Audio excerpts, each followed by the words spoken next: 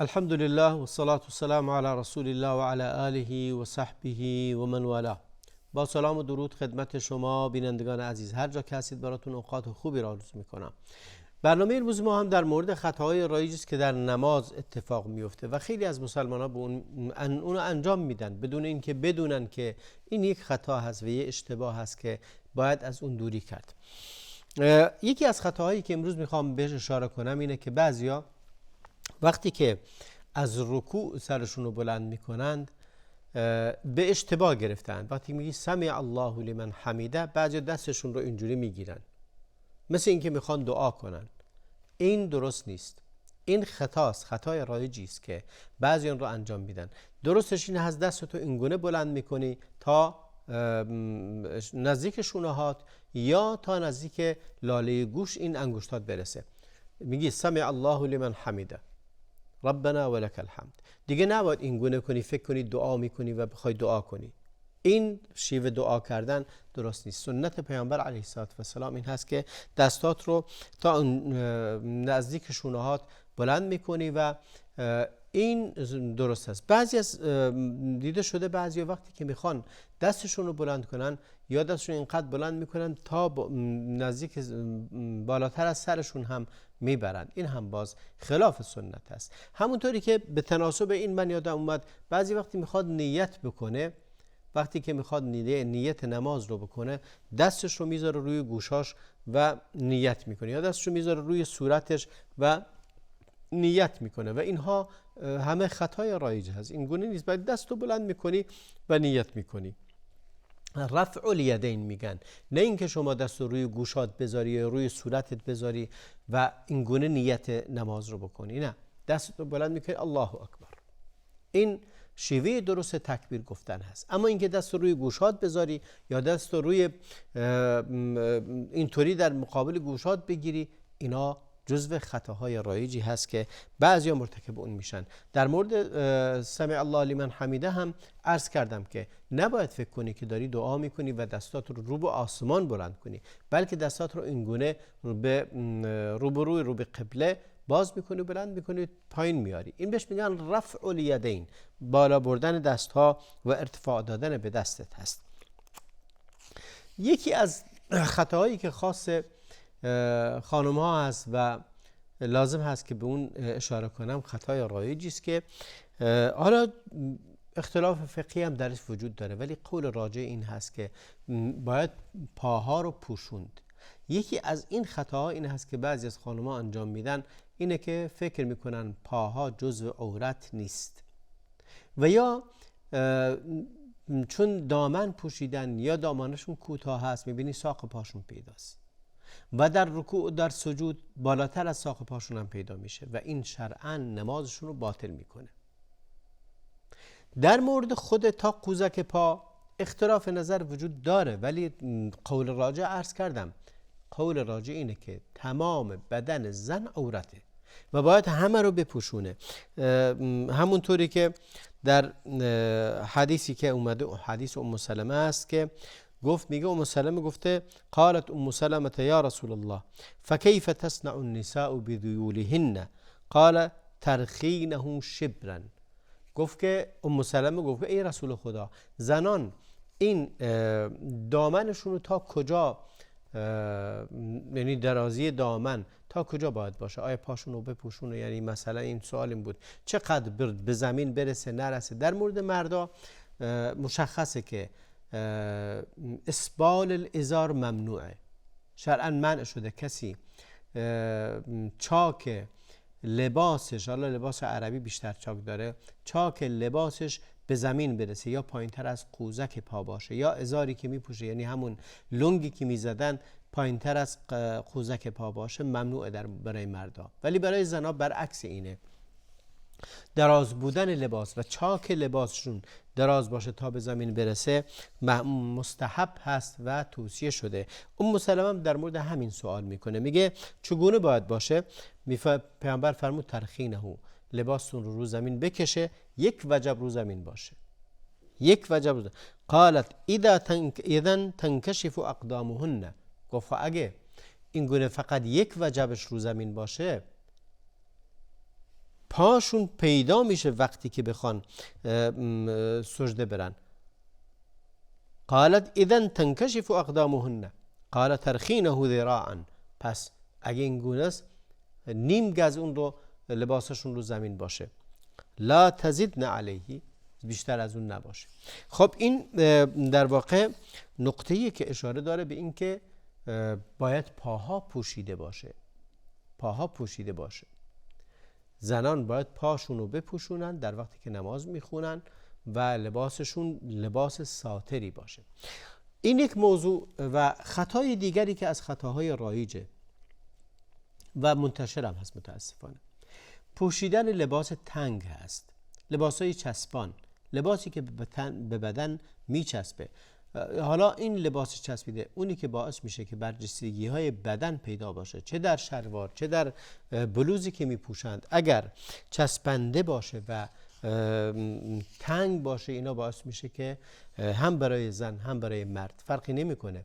لباس های چسبیده به بدن که عورت بدن رو مشخص میکنه شرعاً درست نیست پوشیدن اون، چه در نماز چه غیر نماز. ولی در نماز به هر حال باعث میشه که نمازش باطل بشه، چون ستر عورت یکی از شروط صحت نمازه. یکی از شروط صحیح بودن نماز اینه که ستر عورت کنی. ستر عورت کردن به چند چیز هست. یکی این که لباسی که میپوشی نازک نباشه. دوم این که لباسی که میپوشی چسبیده نباشه که عورت رو و برچسبی‌های بدن رو نمایان کنه. در این صورت نمازش باطل میشه. حالا خیلی از خانم‌ها فکر میکنن چون در مردی این رو نمیبینه، زنای دیگه این رو میبینن، پس اشکال نداره، پس مشکلی نیست، بذار لباس چسبیده پوشی. نه، شرعاً حرام این که ستر عورت واجبه. ربطی به دیدن مرد و ندیدن نداره. شما حتی اگه خودتون تنها در اتاقتون دارید نماز میخونید باید ستر عورت کنید. این شرط صحت نمازه. اگه یه مردی هم نماز میخونه فرقی نمیکنه، اگه بذار هیچ زنی هم نبینه، تنهای خودش هم باشه، توی اتاق خودش باشه یا توی بیابون باشه، هیچ کسی اون رو نبینه، ولی باید ستر عورت کنه. این شروط صحت نمازه. اگر این شرط رو به جا نیاری نمازت باطله. پس نماز عرض کردم ستر عورت واجبه و جزو شروط صحت نمازه و به چند شیوه میشه. یکی این که لباس ضخیمی باشه، نازک نباشه. دوما که زیر اون پیدا باشه. دوما باید حتما نچسبیده باشه به بدن رو نمایان نکنه، به خاطر برجستگی های بدن رو نمایان نکنه. و پیامبر اکرم علیه السلام فرمودند صنفان من اهل النار لم ارهما قوم، میگه دو صنف از امت من هستن از اهل آتشن. صنفانی من اهل النار لم ارهما، میگه دو دسته هستند که از اهل آتش جهنمند، من ندیدمشون، یعنی در زمان پیامبر نبودن ولی اینا میان. میفرماید که قوم معهم سیاط که اذناب البقر یضربون بها الناس، میگه یک دستشون کسانی هستند که شلاق به دستند و مردم رو با شلاق میزنند، یعنی اونایی که قدرت دارن، طبعا مردم رو دارن اذیت میکنن، شکنجه میکنن، مردم رو ذلت میدن. اونایی که مردم رو شکنجه میدن و شلاق به دست بر سر مردم ایستاده اند، میگه اهل آتشند. و بعد میفرمون و نساء، و اما دسته دوم زنانی هستند کاسیات عاریات، پوشیده لختن. یعنی چی پوشیده لختن؟ لباس تنشونه ولی برهنه. چگونه لباس تنشونه؟ همین لباسی که امروز دارید میبینید. اینا اسمش لباسه، به اسم لباس دارن ولی در واقع لباس دارن. تنها پوست بدنشون پیدا نیست و الا یا خیلی نازکن یا خیلی چسبیده به بدن.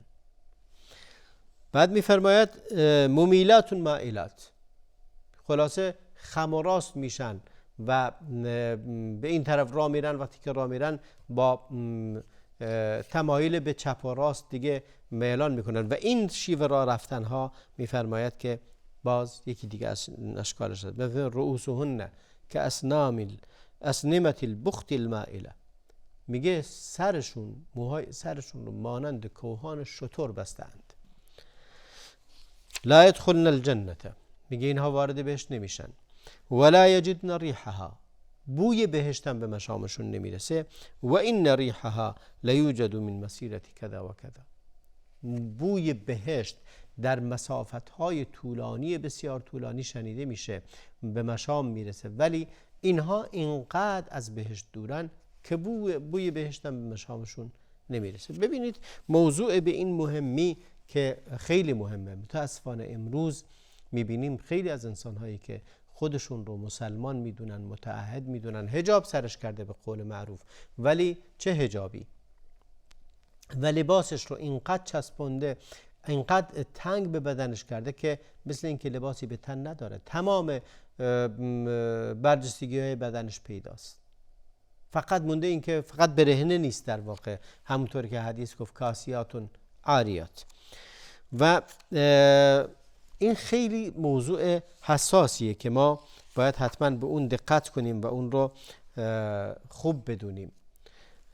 این یک موضوع که باید بهش توجه کرد، چه در نماز چه در غیر نماز باید به اون پرداخت. و جزو خطاهای رایجی که وجود داره، خیلی از زنان و مسلمان هستن که وقتی که خودشون تنها دارن نماز میخونن یا در مساجد خاص زنان نماز میخونن و مردی اونها رو نمیبینه، میبینیم لباسهای تنگ و چسبیده و چسبانی به تن دارن و پاهاشون برهنه و مکشوف هست و بعضیا حتی دستاشون تا اینجاها برهنه هست و اینها باعث میشه که نماز رو باطل کنه. عرض کردم قبلا هم عورت زنها، کل بدن زن عورت در نماز و در غیر نماز، ولی در نماز مخصوصا کل بدن زن عورت بجز دستها و صورت. دستها تا مچ دست و صورت عورت نیست، بقیه بدن زن عورت هست، باید پوشیده بشه و اون رو بپوشونه. خطای بعدی که میخوام به اون اشاره کنم و در مورد خطاهای رایج نماز هست، این هست که دست بستن رو خطا میبندن. بعضی دستشون رو میبندن ولی دستشون رو زیر ناف میبندن.